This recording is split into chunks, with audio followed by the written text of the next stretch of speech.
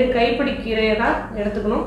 அப்படி இல்லைன்னா நிறைய கீரையை வந்து ஒரு 14 நாள் நல்லா நல்ல நீரில் நல்லா அலசிட்டு ஒரு 14 நாள் நிழலில் உலர்த்திட்டு கடைசியாக ஒரே ஒரு நாள் மட்டும் வெயிலில் உலர்த்திட்டு அதை நல்லா பொடிச்சிட்டு கையில் வந்து நல்லா மொறு நல்லாவே கிறிஸ்பியாக இருக்கும். ஸோ கையாலே நல்லா தூள் செஞ்சுட்டு அதுக்கப்புறம் ஒரு பாத்திரத்தில் சில்வர் பாத்திரத்தில் நல்ல வெள்ளை துணி சுத்தமான வெள்ளை துணியில் வேடு கட்டுறதுன்னு சொல்லுவாங்க.